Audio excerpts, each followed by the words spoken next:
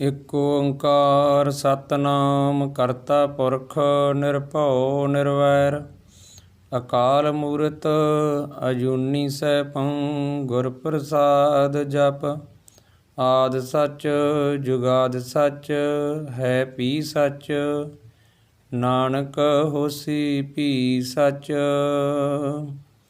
ਡੰਡੌਤ ਬੰਧਨ ਅਣਖ ਬਾਰ ਸਰਬ ਕਲਾ ਸਮਰੱਥ ਡੋਲਣ ਤੇ ਰਾਖੋ ਪ੍ਰਭੂ ਨਾਨਕ ਦੇ ਕਰ ਹੱਥ। ਤਦੇ ਆਗੇ ਅਰਦਾਸ ਹਮਾਰੀ ਜਿਉ ਪਿੰਡ ਸਭ ਤੇਰਾ ਕਹੋ ਨਾਨਕ ਸਭ ਤੇਰੀ ਵਡਿਆਈ ਕੋਈ ਨਾਉ ਨਾ ਜਾਣੇ ਮੇਰਾ। ਧੰਨ ਧੰਨ ਸਾਹਿਬ ਸ੍ਰੀ ਗੁਰੂ ਗ੍ਰੰਥ ਸਾਹਿਬ ਮਹਾਰਾਜ ਜੀ, ਇਹਨਾਂ ਦੀ ਪਾਵਨ ਪਵਿੱਤਰ ਗੋਦ ਦਾ ਨਿਗਮਾਨ ਰਹੀ ਅਤੇ ਮੀਡੀਆ ਦੇ ਰਾਹੀਂ ਦੇਸ਼ਾਂ ਵਿਦੇਸ਼ਾਂ ਤੋਂ ਗੁਰੂ ਚਰਨਾਂ ਵਿੱਚ ਜੁੜੀ ਸਮੂਹ ਸੰਗਤ ਜੀਓ, ਸਭ ਤੋਂ ਪਹਿਲਾਂ ਬਖਸ਼ੋ ਸੀਸ ਬੁਲਾਓ ਫਤਿਹ, ਤਾਂ ਕਿ ਆਪਾਂ ਗੁਰਬਾਣੀ ਦਾ ਸ਼ੁੱਧ ਉਚਾਰਨ ਅਤੇ ਅਰਥਾਂ ਨੂੰ ਸਮਝ ਸਕੀਏ। ਵਾਹਿਗੁਰੂ ਜੀ ਕਾ ਖਾਲਸਾ, ਸ਼੍ਰੀ ਵਾਹਿਗੁਰੂ ਜੀ ਕੀ ਫਤਿਹ। ਕੱਲ੍ਹ ਆਪਾਂ ਇੱਕੋ ਓਂਕਾਰ ਤੋਂ ਲੈ ਕੇ ਗੁਰਪ੍ਰਸਾਦ ਤੱਕ ਗੁਰਬਾਣੀ ਦੇ ਅਰਥਾਂ ਨੂੰ ਸਮਝਣ ਦੀ ਕੋਸ਼ਿਸ਼ ਕੀਤੀ ਸੀ। ਇਸ ਮੰਗਲ ਦਾ ਉਚਾਰਨ ਕਰਕੇ ਧੰਨ ਧੰਨ ਸਾਹਿਬ ਸ੍ਰੀ ਗੁਰੂ ਨਾਨਕ ਦੇਵ ਮਹਾਰਾਜ ਜੀ ਨੇ ਜੋ ਉਸ ਅਕਾਲ ਪੁਰਖ ਵਾਹਿਗੁਰੂ ਵੱਲੋਂ ਬਖਸ਼ਿਸ਼ ਗੁਰਬਾਣੀ ਦੀ ਦਾਤ ਸਮੁੱਚੇ ਜਗਤ ਨੂੰ ਵੰਡਣੀ ਸ਼ੁਰੂ ਕੀਤੀ। ਸਿੱਖ ਧਰਮ ਦੇ 3 ਮੁੱਖ ਮੰਤਰ ਹਨ। ਨੰਬਰ 1 ਵਾਹਿਗੁਰੂ ਗੁਰ ਮੰਤਰ ਹੈ ਜਪ ਹਉਮੈ ਖੋਈ। ਨੰਬਰ 2 ਤੇ ਮੂਲ ਮੰਤਰ ਇੱਕੋ ਓਂਕਾਰ ਤੋਂ ਲੈ ਕੇ ਨਾਨਕ ਹੋਸੀ ਭੀ ਸੱਚ ਤੱਕ। ਔਖਦ ਮੰਤਰ ਮੂਲ ਮਨ ਏਕੈ ਜੇਕਰ ਦ੍ਰਿੜ ਚਿਤ ਕੀਜੈ। ਜਨਮ ਜਨਮ ਕੇ ਪਾਪ ਕਰਮ ਕਾ ਕਾਟਣ ਹਾਰਾ ਲੀਜੈ। ਨੰਬਰ 3 ਸ੍ਰੀ ਜਪਜੀ ਸਾਹਿਬ ਦਾ ਸੰਪੂਰਨ ਪਾਠ ਸਿੱਖ ਧਰਮ ਦਾ ਮਾਲਾ ਮੰਤਰ ਹੈ। ਇਸ ਤਰ੍ਹਾਂ ਧੰਨ ਧੰਨ ਸਾਹਿਬ ਸ੍ਰੀ ਗੁਰੂ ਨਾਨਕ ਦੇਵ ਮਹਾਰਾਜ ਜੀ ਨੇ ਬਾਣੀ ਦਾ ਉਚਾਰਨ ਕਰਕੇ ਸਾਨੂੰ ਉਪਦੇਸ਼ ਕੀਤਾ ਕਿ ਵੱਧ ਤੋਂ ਵੱਧ ਬਾਣੀ ਜਪੋ ਅਤੇ ਵੱਧ ਤੋਂ ਸੰਗਤਾਂ ਨੂੰ ਜਪਣ ਦਾ ਉਪਦੇਸ਼ ਦਿਓ। ਜਨ ਨਾਨਕ ਧੂੜ ਮੰਗੇ ਤਿਸ ਗੁਰ ਸਿੱਖ ਕੀ ਜੋ ਆਪ ਜਪੈ ਅਵਰੈ ਨਾਮ ਜਪਾਵੈ। ਤਾਂ ਕਿ ਇਸ ਦਾ ਆਪਾਂ ਨੂੰ ਵੀ ਵੱਧ ਤੋਂ ਵੱਧ ਫਲ ਪ੍ਰਾਪਤ ਹੋ ਸਕੇ ਅਤੇ ਸਮੁੱਚਾ ਜਗਤ ਇਸ ਦਾ ਵੱਧ ਤੋਂ ਵੱਧ ਲਾਹਾ ਲੈ ਸਕੇ। ਇਸ ਲਈ ਵੱਧ ਤੋਂ ਵੱਧ ਸੰਗਤਾਂ ਨੂੰ ਗੁਰਮਤਿ ਵਿਚਾਰਨਾ ਨਾਲ ਜੋੜਨ ਦਾ ਉਪਰਾਲਾ ਕਰੀਏ। ਹੁਣ ਕੁਝ ਵਿਦਵਾਨਾਂ ਦਾ ਵਿਚਾਰ ਇਸ ਤਰ੍ਹਾਂ ਚੱਲ ਰਿਹਾ ਹੈ ਕਿ ਜੋ ਮੂਲ ਮੰਤਰ ਹੈ ਉਹ ਇੱਕ ਓਂਕਾਰ ਤੋਂ ਲੈ ਕੇ ਗੁਰਪ੍ਰਸਾਦ ਤੱਕ ਹੈ, ਪਰ ਇਸ ਦੇ ਸਾਨੂੰ ਪ੍ਰਤੱਖ ਸਬੂਤ ਮਿਲਦੇ ਹਨ ਜੋ ਕਿ ਗੁਰੂ ਘਰ ਦੇ ਵੇਦ ਵਿਆਸ ਭਾਈ ਗੁਰਦਾਸ ਜੀ ਆਪਣੀ 39ਵੀਂ ਵਾਰ ਵਿੱਚ ਲਿਖ ਰਹੇ ਹਨ। ਇੱਕ ਓਂਕਾਰ ਕਾਂਗ ਲਿਖ ਊੜਾ ਓਂਕਾਰ ਲਖਾਇਆ ਸਤਿਨਾਮ ਕਰਤਾ ਪੁਰਖ ਨਿਰਭਉ ਹੋਏ ਨਿਰਵੈਰ ਸਦਾਇਆ। ਅਕਾਲ ਮੂਰਤ ਪ੍ਰਤੱਖ ਸੋਏ ਨਾਉ ਅਜੂਨੀ ਸੈਭੰ ਪਾਇਆ। ਗੁਰ ਪ੍ਰਸਾਦ ਸੋ ਆਦਿ ਸਚ ਜੁਗੈ ਜੁਗੰਤਰ ਹੁੰਦਾ ਆਇਆ। ਹੈ ਭੀ ਹੋਸੀ ਸਚ ਨਾਉ ਸਚ ਦਰਸ਼ਨ ਸਤਿਗੁਰੂ ਦਿਖਾਇਆ। ਸ਼ਬਦ ਸੁਰਤ ਲਵਲੀਨ ਹੋਏ ਗੁਰ ਚੇਲਾ ਪਰਚਾ ਪਰਚਾਇਆ। ਇਸ ਤੋਂ ਇਲਾਵਾ ਸ਼੍ਰੋਮਣੀ ਸ਼ਹੀਦ ਧੰਨ ਧੰਨ ਬਾਬਾ ਦੀਪ ਸਿੰਘ ਜੀ, ਜਿਨ੍ਹਾਂ ਨੇ ਦਮਦਮਾ ਸਾਹਿਬ ਵਿਖੇ ਗੁਰੂ ਗੋਬਿੰਦ ਸਿੰਘ ਜੀ ਮਹਾਰਾਜ ਪਾਸੋਂ ਗੁਰੂ ਗ੍ਰੰਥ ਸਾਹਿਬ ਜੀ ਦੇ ਅਰਥ ਸਮਝਣੇ ਕੀਤੇ ਸਨ, ਉਹਨਾਂ ਦੇ ਸੀਸ 'ਤੇ ਸਜਾਇਆ ਜਾਣ ਵਾਲਾ ਚੱਕਰ ਜੋ ਸ਼੍ਰੀ ਅਕਾਲ ਤਖਤ ਸਾਹਿਬ ਵਿਖੇ ਮੌਜੂਦ ਹੈ, ਜਿਸ ਦੇ ਸੰਗਤਾਂ ਨੂੰ ਹਰ ਸਵੇਰੇ ਦਰਸ਼ਨ ਕਰਾਏ ਜਾਂਦੇ ਹਨ, ਉਸ ਦੇ ਉੱਪਰ ਵੀ ਇੱਕੋ ਓਂਕਾਰ ਤੋਂ ਲੈ ਕੇ ਨਾਨਕ ਹੋਸੀ ਭੀ ਸੱਚ ਤੱਕ ਲਿਖਿਆ ਹੈ। ਨੰਬਰ 3 ਜੋ ਸ਼੍ਰੀ ਹਰਿਮੰਦਰ ਸਾਹਿਬ ਜੀ ਦਾ ਦਰਸ਼ਨੀ ਡਿਉੜੀ ਵਾਲੇ ਪਾਸੇ ਵਾਲਾ ਦਰਵਾਜ਼ਾ ਹੈ, ਉਸ ਦੇ ਸੋਨੇ ਦੇ ਪੱਤਰੇ ਉੱਪਰ ਵੀ ਇੱਕੋ ਓਂਕਾਰ ਤੋਂ ਲੈ ਕੇ ਨਾਨਕ ਹੋਸੀ ਭੀ ਸੱਚ ਤੱਕ ਲਿਖਿਆ ਹੋਇਆ ਮਿਲਦਾ ਹੈ।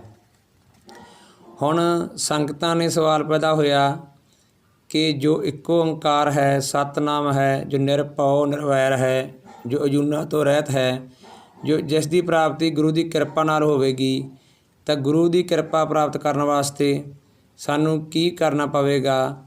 ਧੰਨ ਧੰਨ ਸਾਹਿਬ ਸ੍ਰੀ ਗੁਰੂ ਨਾਨਕ ਦੇਵ ਜੀ ਨੇ ਆਪਣੇ ਪਵਿੱਤਰ ਮੁਖ 'ਚੋਂ ਉਚਾਰਨ ਕੀਤਾ ਜਪ। ਜਪ ਤੋਂ ਸ਼ੁਰੂ ਹੁੰਦਾ ਹੈ ਸ੍ਰੀ ਜਪਜੀ ਸਾਹਿਬ ਜੀ ਦਾ ਪਹਿਲਾ ਸਲੋਕ। ਜਪ ਸੰਸਕ੍ਰਿਤ ਦਾ ਸ਼ਬਦ ਹੈ। ਇਸ ਦੇ ਅਨੁਸਾਰ ਜਪ ਦਾ ਅਰਥ ਹੈ ਜਾਣਨਾ, ਵਾਰ-ਵਾਰ ਰਟਣਾ, ਰਿਪੀਟ ਕਰਨਾ। ਹੁਣ ਜਪ ਦੀ ਲਿਖਣ ਮੌਕੇ ਵੀ ਧੰਨ ਧੰਨ ਸਾਹਿਬ ਸ੍ਰੀ ਗੁਰੂ ਨਾਨਕ ਦੇਵ ਮਹਾਰਾਜ ਜੀ ਦੀ ਦੂਰ ਦ੍ਰਿਸ਼ਟੀ ਦਾ ਸਾਨੂੰ ਸਪਸ਼ਟ ਪਤਾ ਲੱਗਦਾ ਹੈ। ਜੱਜਾ ਪੱਪੇ ਔਂਕੜ ਲਿਖਿਆ ਹੈ, ਕਿਉਂਕਿ ਜਪ ਸ੍ਰੀ ਜਪਜੀ ਸਾਹਿਬ ਜੀ ਦਾ ਸਿਰਲੇਖ ਵੀ ਹੈ। ਗੁਰੂ ਨਾਨਕ ਦੇਵ ਮਹਾਰਾਜ ਜੀ ਨੇ ਸਾਰੀ ਬਾਣੀ ਅਲੱਗ-ਅਲੱਗ ਨਾਵਾਂ ਹੇਠ ਉਚਾਰਨ ਕੀਤੀ ਹੈ, ਜਿਵੇਂ ਸ੍ਰੀ ਰਹਿਰਾਸ ਸਾਹਿਬ, ਸ੍ਰੀ ਕੀਰਤਨ ਸੋਲਾ ਸਾਹਿਬ, ਦੱਖਣੀ ਓਂਕਾਰ। ਇਸ ਤਰ੍ਹਾਂ ਜਪ ਬਾਣੀ ਦਾ ਸਿਰਲੇਖ ਵੀ ਹੈ।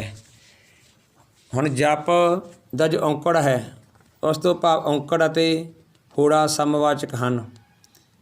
ਗੁਰਬਾਣੀ ਵਿੱਚ ਬਹੁਤ ਜਗ੍ਹਾ 'ਤੇ ਇਸ ਤਰ੍ਹਾਂ ਲਿਖਿਆ ਹੈ, ਜਿਵੇਂ ਵਾਹੋ ਲਿਖਣਾ ਹੋਵੇ ਤਾਂ ਵਾਵੇ ਕੰਨਾ ਹਾਹੇ ਔਂਕੜ ਵੀ ਵਾਹੋ ਬਣਦਾ ਹੈ, ਵਾਵੇ ਕੰਨਾ ਹਾਹੇ ਹੋੜਾ ਵੀ ਵਾਹੋ। ਕਹੋ ਕੱਕਾ ਹਾਹੇ ਹੋੜਾ ਵੀ ਕਹੋ ਬਣਦਾ ਹੈ, ਅਤੇ ਕੱਕਾ ਹਾਹੇ ਔਂਕੜ ਵੀ ਕਹੋ ਬਣਦਾ ਹੈ।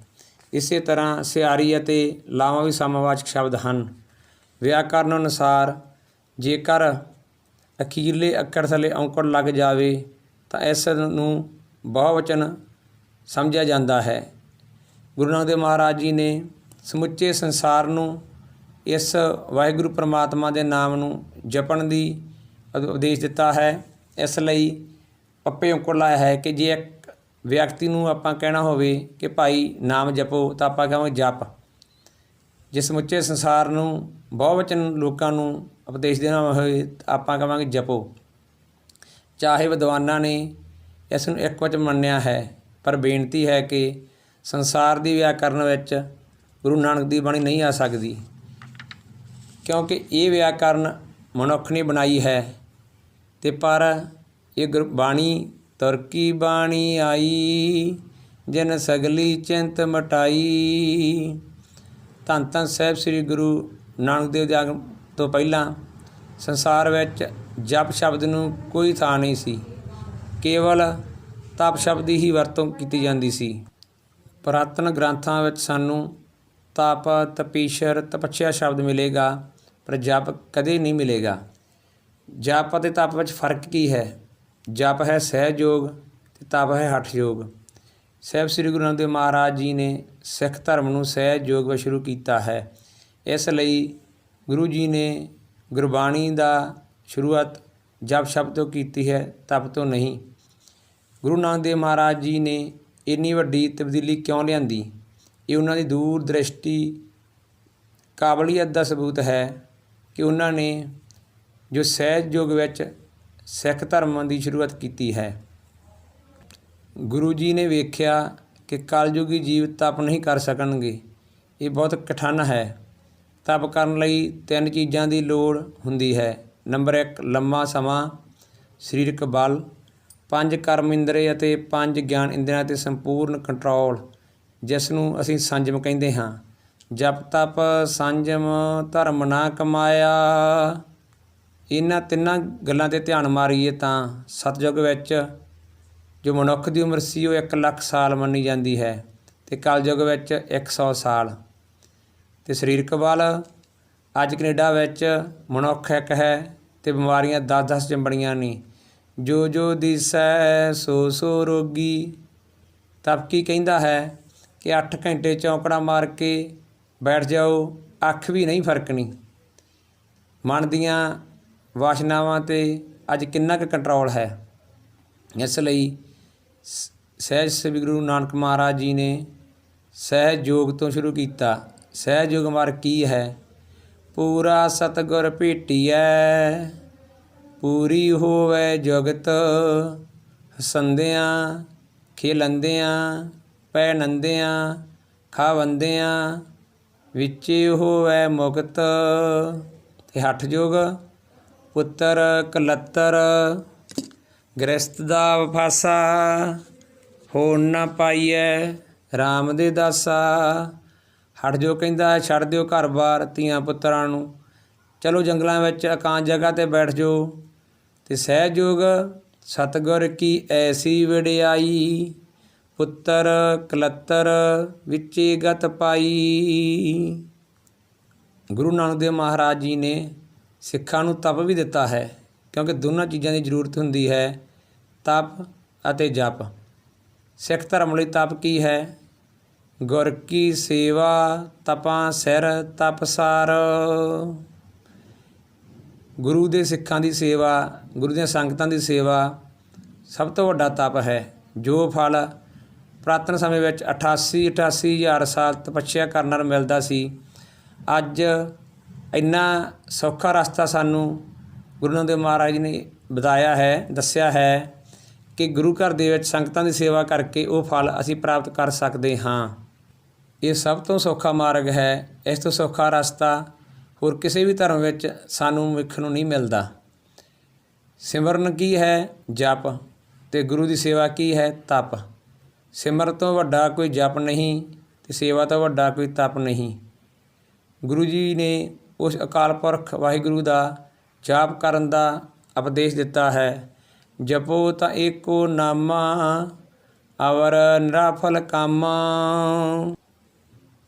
ਗੁਰੂ ਸਾਹਿਬ ਨੇ ਸੰਸਾਰ 'ਤੇ ਬਹੁਤ ਵੱਡੀ ਬਖਸ਼ਿਸ਼ ਕਿਰਪਾ ਕੀਤੀ ਹੈ ਕਿ ਇੰਨਾ ਸੌਖਾ ਮਾਰਗ ਸਾਨੂੰ ਦਰਸਾਇਆ ਹੈ। ਆਦਿ ਸੱਚ। ਸੰਸਾਰ ਵਿੱਚ ਹਰ ਚੀਜ਼ ਦਾ ਆਦਿ ਹੈ। ਜਦੋਂ ਮਨੁੱਖ ਦਾ ਜਨਮ ਹੋਇਆ, ਮਨੁੱਖ ਦਾ ਆਦਿ ਸੀ। ਦਰਖਤ ਦਾ ਵੀ ਆਦਿ ਹੈ, ਜੋ ਮਕਾਨ ਬਣਾਇਆ ਇੱਕ ਦਿਨ ਮਕਾਨ ਦਾ ਵੀ ਆਦਿ ਹੈ। ਉਸ ਅਕਾਲ ਪੁਰਖ ਵਾਹਿਗੁਰੂ ਦਾ ਆਦਿ ਕੋਈ ਇੱਕ ਤਰੀਕ ਨਹੀਂ ਹੈ ਕਿ 24/4/2020 ਜਾਂ 15/10/2019। ਉਹ ਵਾਹਿਗੁਰੂ ਆਦਿ ਹੀ ਸੱਚ ਹੈ। ਸਾਡਾ ਆਦਿ ਸੱਚ ਨਹੀਂ ਹੈ। ਚੰਦਰਮਾ, ਸੂਰਜ, ਪ੍ਰਿਥਵੀ ਦਾ ਆਦਿ ਸੱਚ ਨਹੀਂ ਹੈ, ਕਿਉਂਕਿ ਇਹ ਕਿਸੇ ਦੇ ਤੋਂ ਬਣੇ ਹੋਏ ਹਨ, ਕਿਸੇ ਦੇ ਬਣਾਏ ਹੋਏ ਹਨ।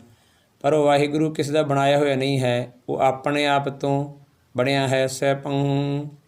ਇਸ ਲਈ ਉਹ ਸਭ ਤੋਂ ਪਹਿਲਾਂ ਸੱਚ ਸੀ।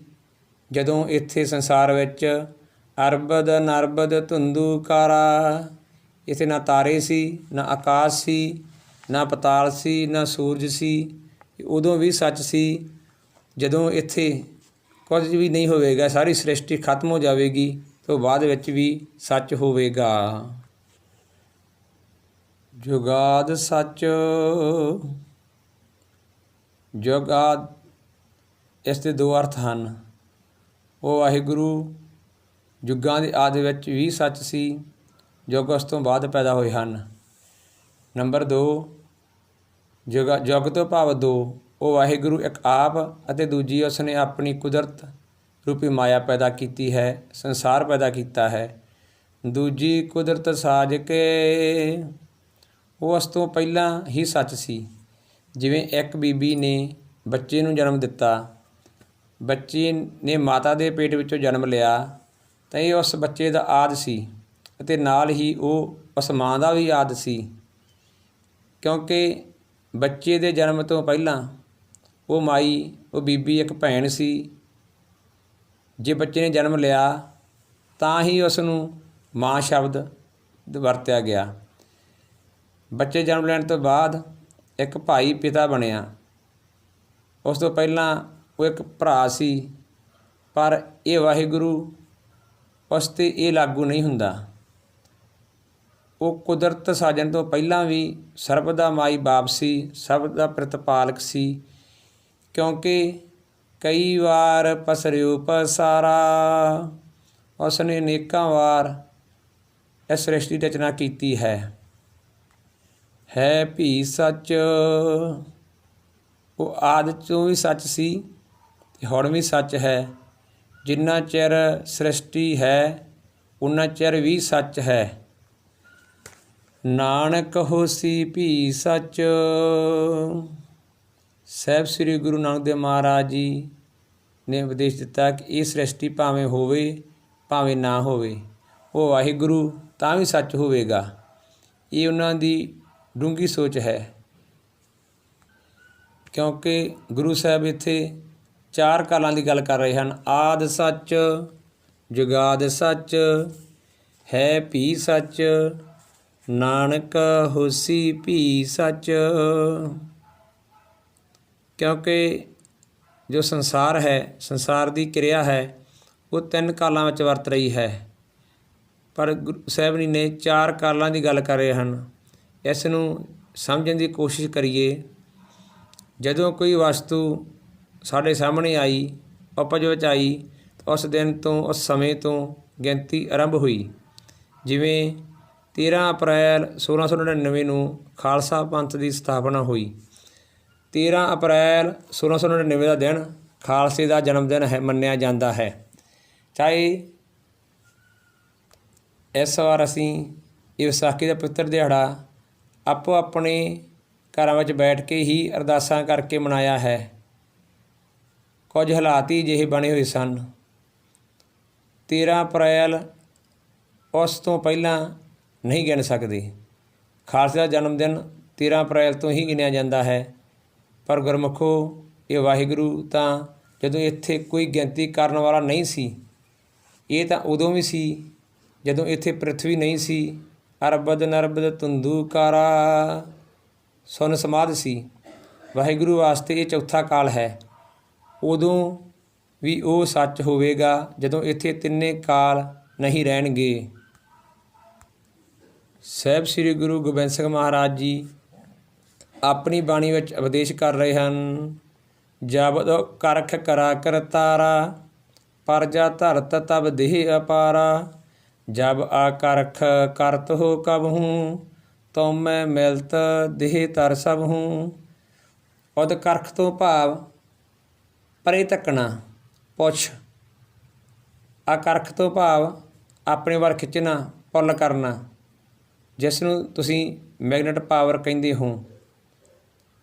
ਜਦੋਂ ਵਾਹਿਗੁਰੂ ਆਪਣੀ ਮਾਇਆ ਨੂੰ ਆਪਣੇ ਤੋਂ ਪਰੇ ਧੱਕਦਾ ਹੈ, ਇਹ ਕਿੰਨਾ ਸਾਫ਼ ਸਪਸ਼ਟੀਕਰਨ ਹੈ ਗੁਰੂ ਸਾਹਿਬ ਜੀ ਦੇ ਰਹੇ ਹਨ ਕਿ ਉਹ ਜੋ ਮਾਇਆ ਹੈ, ਜਿਸ ਨੂੰ ਵਾਹਿਗੁਰੂ ਪਰੇ ਧੱਕਦਾ ਹੈ, ਭਾਵ ਉਹ ਮਾਇਆ ਤੋਂ ਪਹਿਲਾਂ ਇੱਥੇ ਮੌਜੂਦ ਸੀ। ਜਦੋਂ ਵਾਹਿਗੁਰੂ ਮਾਇਆ ਨੂੰ ਪਰੇ ਧੱਕਦਾ ਹੈ ਤਾਂ ਅਨੇਕਾਂ ਹੀ ਖੰਡ, ਬ੍ਰਹਿਮੰਡ, ਚੰਦ, ਸੂਰਜ, ਬਨਸਪਤੀ, ਜੀਵ ਜੰਤੂ ਪੈਦਾ ਹੋ ਜਾਂਦੇ ਹਨ। ਉਸ ਵਾਹਿਗੁਰੂ ਅਕਾਲ ਪੁਰਖ ਦਾ ਸਰਗੁਣ ਸਰੂਪ ਕਿੰਨਾ ਕੁ ਵੱਡਾ ਹੈ, ਇਹ ਗੁਰੂ ਗੋਬਿੰਦ ਸਿੰਘ ਜੀ ਮਹਾਰਾਜ ਤੋਂ ਪੁੱਛੀਏ। ਅਕਾਲ ਪੁਰਖ ਕੀ ਦੀਹ ਮਹਿ, ਕੋਟਕ ਬਿਸ਼ਨ ਮਹੇਸ਼। ਕੋਟ ਇੰਦਰ ਬ੍ਰਹਮਾ ਕਿਤੇ, ਰਵ ਸਸ ਕਰੋੜ ਜਲੇਸ਼। ਕਰੋੜਾਂ ਹੀ ਇੰਦਰ, ਕਰੋੜਾਂ ਹੀ ਬ੍ਰਹਮੇ, ਕਰੋੜਾਂ ਹੀ ਵਿਸ਼ਨੂੰ ਮਹੇਸ਼ ਉਸ ਅਕਾਲ ਪੁਰਖ ਵਾਹਿਗੁਰੂ ਜੀ ਦੀ ਸਰਗੁਣ ਸਰੂਪ ਦੇ ਵਿੱਚ ਸਮਾਏ ਹੋਏ ਹਨ। ਅਤੇ ਗੁਰੂ ਨਾਨਕ ਦੇਵ ਮਹਾਰਾਜ ਜੀ ਨੇ ਤਾਂ ਆਸਾ ਦੀ ਵਾਰ ਵਿੱਚ ਕੰਮ ਹੀ ਮੁਕਾਤਾ। ਕੀਤੇ ਰਾਮ ਰਵਾਲ, ਰਵਾਲ ਤੋਂ ਭਾਵ ਰੇਤ ਦੇ ਕਿਣਕੇ। ਜ਼ੋਰ ਦੀ ਹਨੇਰੀ ਚੱਲਦੀ ਹੋਵੇ ਤਾਂ ਆਪਾਂ ਕੀ ਦੇਖਦੇ ਹਾਂ ਕਿ ਰੇਤ ਦੇ ਕਿੰਨੇ ਕਿਣਕੇ ਉੱਡੇ ਜਾ ਰਹੇ ਹਨ। ਸਾਹਿਬ ਸ੍ਰੀ ਗੁਰੂ ਨਾਨਕ ਦੇਵ ਮਹਾਰਾਜ ਜੀ ਕਹਿੰਦੇ, ਜਿੰਨੇ ਤੁਸੀਂ ਇਸ ਧਰਤੀ ਦੇ ਉੱਪਰ ਰੇਤ ਦੇ ਕਿਣਕੇ ਗਿਣ ਰਹੇ ਹੋ, ਦੇਖ ਰਹੇ ਹੋ, ਇੰਨੇ ਰਾਮ ਇਸ ਧਰਤੀ ਦੇ ਪਹਿਲਾਂ ਆ ਚੁੱਕੇ ਹਨ। ਹੁਣ ਤੁਸੀਂ ਆਪ ਅੰਦਾਜ਼ਾ ਲਾ ਲਓ ਕਿ ਕਿੰਨੀਆਂ ਧਰਤੀਆਂ ਹੋਣਗੀਆਂ। ਉਹ ਅਕਾਲ ਪੁਰਖ ਵਾਹਿਗੁਰੂ ਕਿੰਨਾ ਵੱਡਾ ਹੋਵੇਗਾ। ਓੜਕ ਓੜਕ ਭਾਲ ਥਕੇ, ਵੇਦ ਕਹਿਣ ਇੱਕ ਬਾਤ। ਜਿਹਦਾ ਅੱਜ ਤੱਕ ਕਿਸੇ ਨੇ ਅੰਤ ਨਹੀਂ ਪਾਇਆ। ਇਸ ਲਈ ਉਹ ਅਕਾਲ ਪੁਰਖ ਵਾਹਿਗੁਰੂ ਜਿਹਦਾ ਆਪਣੀ ਹੋਈ ਬਣਾਈ ਹੋਈ ਮਾਇਆ ਨੂੰ ਆਪਣੇ ਤੋਂ ਪਰੇ ਧੱਕਦਾ ਹੈ ਤਾਂ ਅਨੇਕਾਂ ਖੰਡ, ਬ੍ਰਹਿਮੰਡ, ਸੂਰਜ, ਆਕਾਸ਼ ਪਤਾਲ ਪੈਦਾ ਹੋ ਜਾਂਦੇ ਹਨ।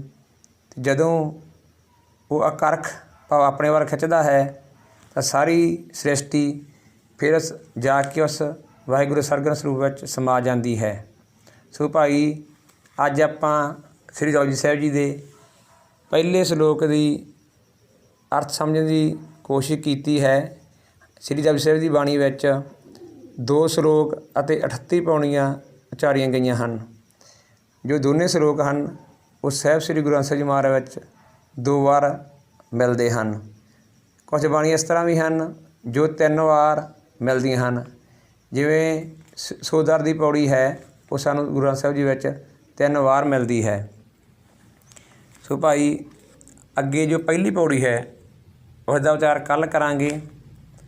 ਅੱਜ ਇੱਥੇ ਹੀ ਆਪਾਂ ਸਮਾਪਤੀ ਕਰਦੇ ਹਾਂ।